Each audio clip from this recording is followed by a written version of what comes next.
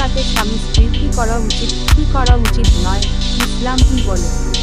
বাসর রাত প্রসঙ্গে প্রতিটি অবিবাহিত নারী পুরুষের মনে থাকে নানান কৌতূহল, প্রশ্ন ও জিজ্ঞাসা।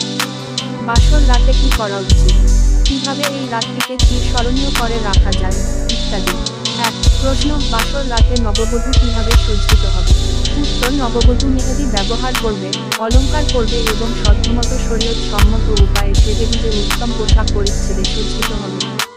2. প্রশ্ন: বাসর ঘরে প্রবেশ করে কোন নামাজ পড়বে কিনা? উত্তর: পুরুষ বাসর ঘরে প্রবেশ করত নববধূকে সহ 2 রাকাত শুকরানা নামাজ পড়বে। দেখুন সিরাতুল ইসলাম, আহকামুল ইসলাম। 3. প্রশ্ন: নামাজ পড়ার পর কি করবে? উত্তর: অতঃপর স্ত্রীর কপালের উপরিস্থিত চুল ধরে বিসমিল্লাহ বলে এই দোয়া পাঠ করা সুন্নাত। বাংলা উচ্চারণ: আল্লাহুম্মা ইন্নী আসআলুকা খায়রাহা ওয়া খায়রা মা জুবিলাত আলাইহি ওয়া আউযু বিকা মিন শাররিহা ওয়া শাররি মা জুবিলাত আলাইহি। দেখুন ইমাদাদুল ফাতওয়া, আহকামুল ইসলাম। 4. প্রশ্ন: বাসর ঘরে ঢুকে নামাজ ও দোয়া পড়ার পর আর কোন আমল আছে কিনা? উত্তর: বিভিন্ন ইসলামী কিতাবে বাসর ঘরে ঢুকে উপরোক্ত আমলগুলো করতে বলা হয়েছে। এরপর স্বামী স্ত্রী নিজেদের মতো নিজেরা পরিচিত হতে থাকবে। তবে প্রথমে স্বামী মহর বিষয়ক আলোচনা করে নিবে। তা পূর্ণ আদায় না করে থাকলে স্ত্রী থেকে সময় চেয়ে নিবে। সূত্র: আহকামুল ইসলাম। 5. প্রশ্ন: সংগম শুরু করার পূর্বে সর্বপ্রথম কি করতে হবে? উত্তর: সংগম শুরু করার পূর্বে সর্বপ্রথম নিয়ত শহীদ করে নেওয়া, অর্থাৎ এই নিয়ত করা যে এই হালাল পন্থায় যৌন চাহিদা পূর্ণ করার দ্বারা হারামে পতিত হওয়া থেকে রক্ষা পাওয়া যাবে, তৃপ্তি লাভ হবে এবং তার দ্বারা কষ্ট সহিষ্ণু পাওয়া যাবে, সওয়াব হাসিল হবে এবং সন্তান লাভ হবে। দেখুন আহকামে জিন্দেগি, আহকামুল ইসলাম। 6. প্রশ্ন: অনেকে বলে বাসর রাতে স্ত্রীর সাথে সহবাস করা অনুচিত, কথাটি ঠিক কিনা? উত্তর: না, এ ধরনের কথা ঠিক নয়। এ সময় যে কোন উপভোগের জন্য স্বামী স্ত্রী পূর্ণ স্বাধীন। তারা সন্তুষ্টিতে যে কোন কাজ করতে পারে। তবে অবশ্যই প্রথম রাত হিসেবে একে অপরের চাহিদার প্রতি লক্ষ্য রাখা উচিত।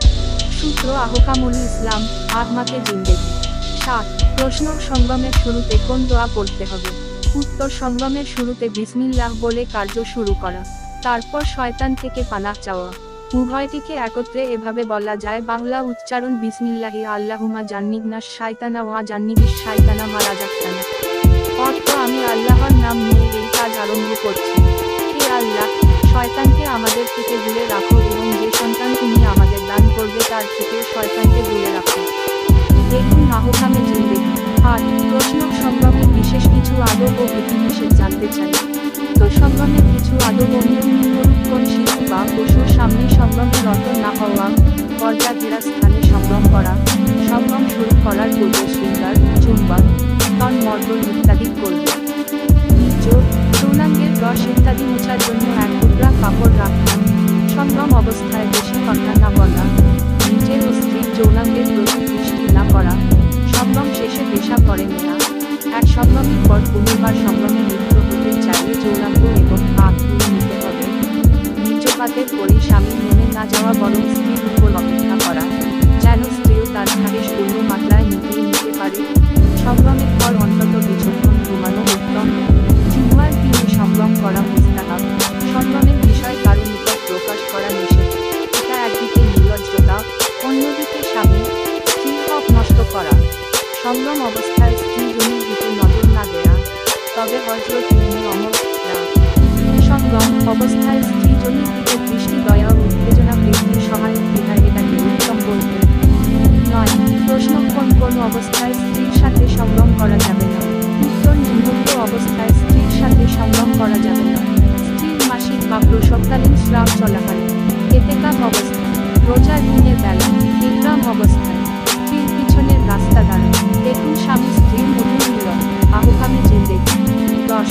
প্রশ্ন: সঙ্গম অবস্থায় স্ত্রীর জনির দিকে নজর দেয়া যাবে কিনা?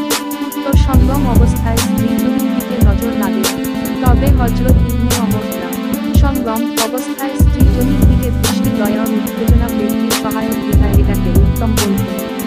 সূত্র: শরহুন নুকাও, বিদাত। 11. প্রশ্ন: বীর্যপাতের সময় কোন দোয়া পড়বে?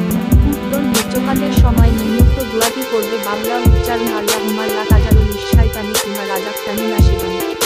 অর্থ: হে আল্লাহ, যে সন্তান তুমি আমাদেরকে দান করবে তার মধ্যে শয়তানের 12 প্রশ্ন সংযম অবস্থায় স্ত্রীর জন্য স্বামী চষতে পারবে কিনা এবং স্বামীর লিঙ্গ স্ত্রী চষতে পারবে কিনা উত্তর সংযম অবস্থায় স্বামী স্ত্রী একে অপরের লজ্জাস্থানে চষা এবং মুখে নেওয়া সম্পূর্ণ নিষিদ্ধ এবং মাকরুহ ও গুনাহের কাজ। এটা কুকুর, গরু, বকরী ইত্যাদি প্রাণীর স্বভাবের মতো, তাই এই কাজ থেকে অবশ্যই বিরত থাকতে হবে। চিন্তা করে দেখুন, যে মুখে পবিত্র কালিমা পড়া হলো, কুরআন শরীফ তিলাওয়াত করা হয়, দরুদ শরীফ পড়া হয়, তাকে এমন নিকৃষ্ট কাজে ব্যবহার করতে মন কিভাবে চায়? তাই এই কাজ মুমিনের কাজ হতে পারে না। দেখুন ফাতাওয়ায়ে হিন্দিয়া ও ফাতাওয়ায়ে রহিমিয়া, আহকামে জিন্দেগি।